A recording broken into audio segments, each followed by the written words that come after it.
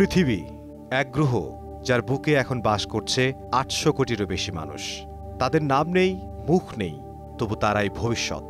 প্রত্যেকে আলাদা, তবু সবাই এক। এক একজন মানুষ মানে এক একটি জীবন, এক একটি স্বপ্ন আর সম্ভাবনা।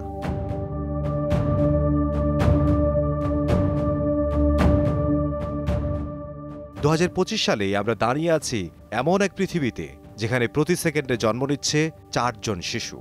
ইউএন ওয়ার্ল্ডোমিটার, সেন্সাস ব্যুরো ও WPP ২০২৪ অনুযায়ী বিশ্ব জনসংখ্যা ৮.০২ থেকে ৮.১৫ বিলিয়ন বা ৮১৫ কোটি প্রায়। প্রতি সেকেন্ডে জন্ম ৪.২ জন শিশু। দৈনিক গড় জন্মের হার ৩,৬২,৪৩৭ জন। বার্ষিক বৃদ্ধি 0.৮৫%। জন্মহার ১৭.৫ প্রতি ১,০০০ জনে। On the 11th of July every year, together with the government of Bangladesh, UNFPA celebrates World Population Day, and we try to highlight the most pressing population trends around the world. So this year the theme is empowering young people to create the families they want in a fair and a hopeful world. The report and the World Population Day 2025 theme, it really encourages us to stop talking and trying to fix fertility solutions. We have to move away from that and instead invest in rights and choices, making sure that systems and society and our world offers those choices. ১১ July বিশ্ব জনসংখ্যা দিবস। এই দিনটি শুধু তারিখ নয়, মানুষকে বোঝার দিন। আর সেই মানুষ ছড়িয়ে আছে নিউ ইয়র্ক থেকে নাইরোবি, ঢাকা থেকে দারুসালাম, টোকিও থেকে তেগুসিগালপা পর্যন্ত। ১৯৮৭ সালের ১১ জুলাই পৃথিবীর জনসংখ্যা ছুঁয়ে ফেলে ৫০০ কোটির মাইল ফলক। পালিত হয় 5 বিলিয়ন ডে। সেই দিনই আমাদের চোখে আঙুল দিয়ে দেখানো হয় আমাদের পৃথিবী দিন দিন ভারী হয়ে উঠছে মানুষের ভিড়ে।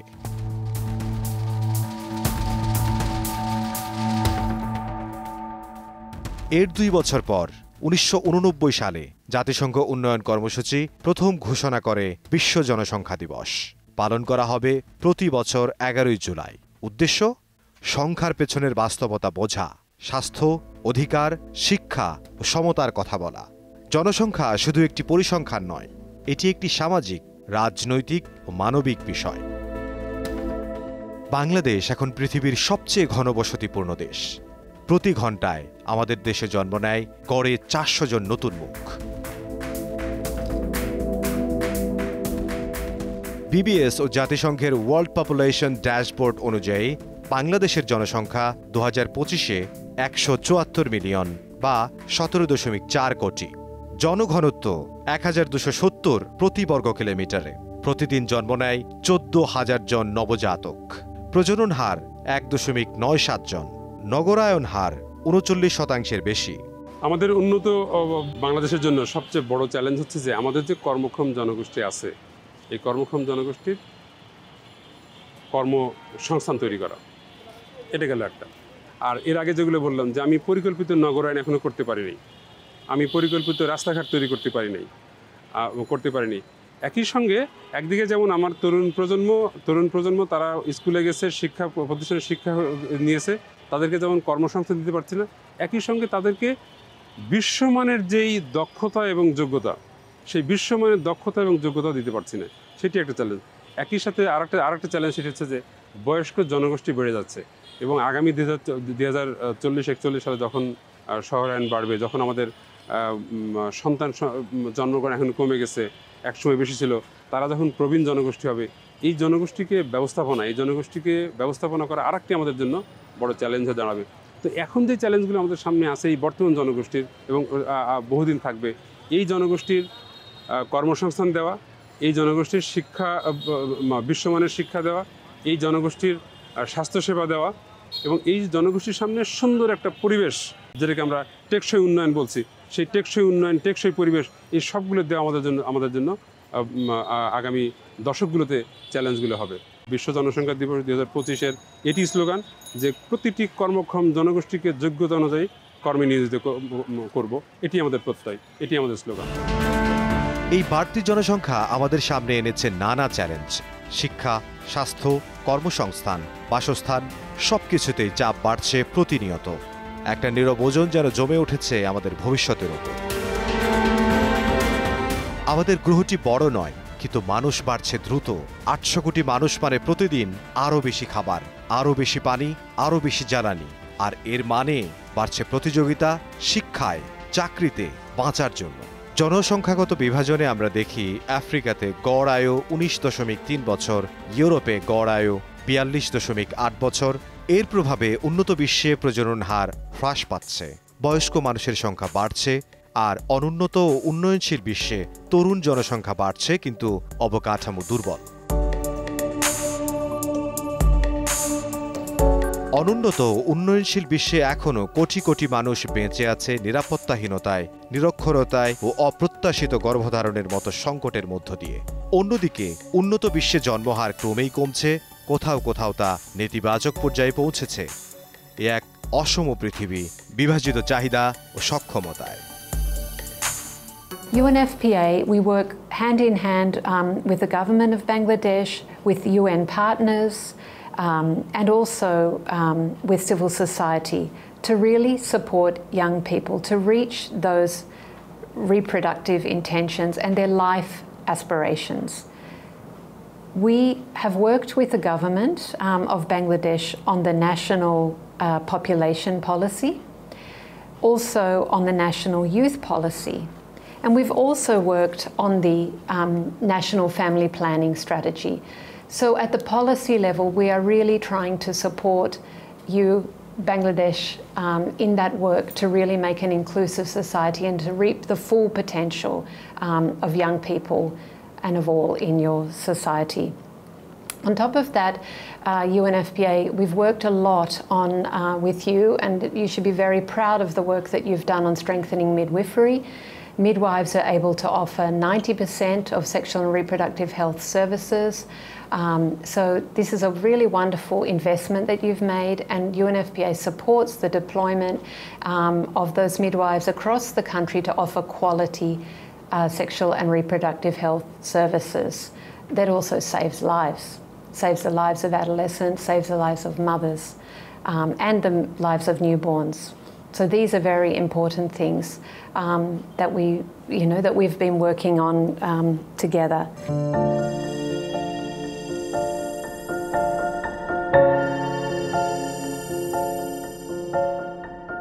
যখন জনসংখ্যা বেড়ে যায়, প্রথমে ভাঙে মৌলিক চাহিদার কাঠামো, স্বাস্থ্যসেবা ভেঙে পড়ে, শিক্ষা ব্যবস্থায় তৈরি হয় বিশৃঙ্খলা।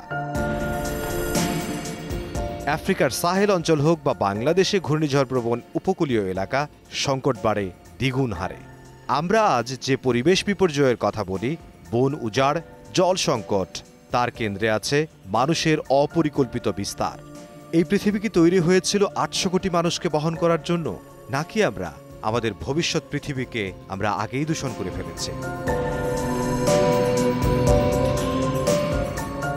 ইউএন ওয়ার্ল্ডোমিটার WPP 2024, UN ডেসা 2023 ও NFHS অনুযায়ী ভারতের জনসংখ্যা আনুমানিক 1.43 থেকে 1.46 বিলিয়ন, যা 143 থেকে 146 কোটি। বিশ্ব র্যাঙ্কিংয়ে বিশ্বের সর্বাধিক জনসংখ্যার দেশ চীনকে পেছনে ফেলে প্রথম। গড় বয়স 29 বছর, যা চীনের থেকে অনেক কম।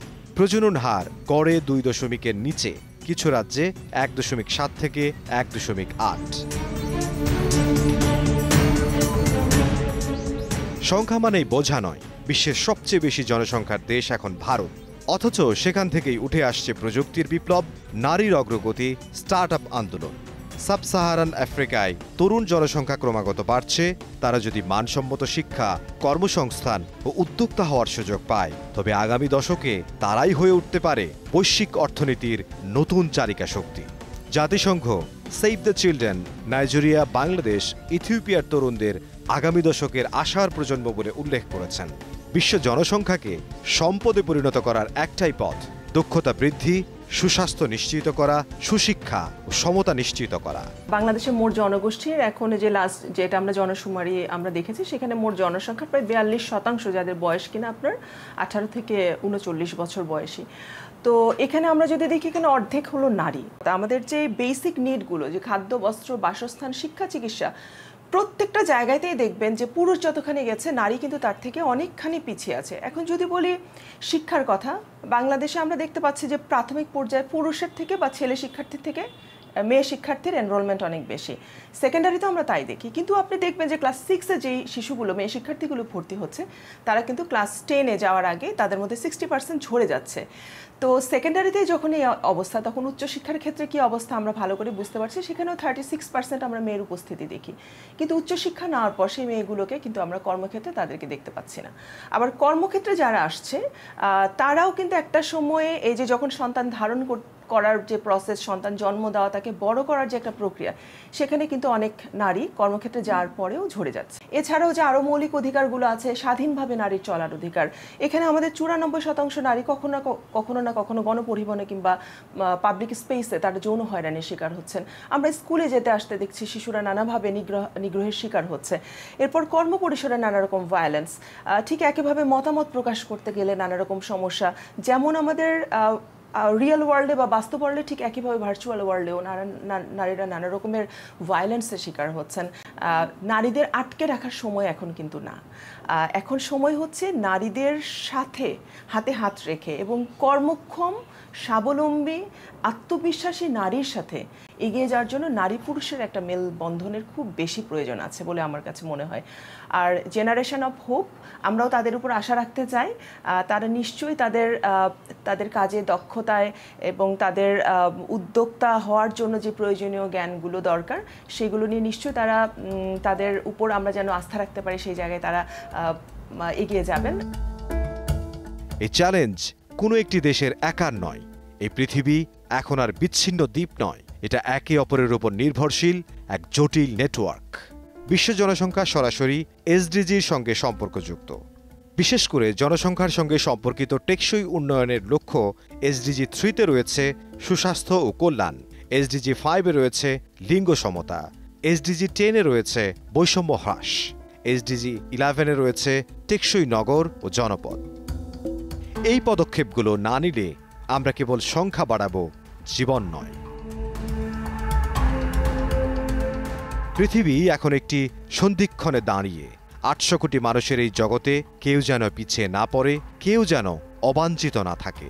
বিশ্ব জনসংখ্যা দিবস আমাদের মনে করিয়ে দেয় আমরা সবাই একই গল্পের চরিত্র, একসঙ্গে চলার, একে অপরের পাশে দাঁড়ানোর এবং প্রতিটি মানুষকে তার সম্মান ও অধিকার দেওয়ার দিন।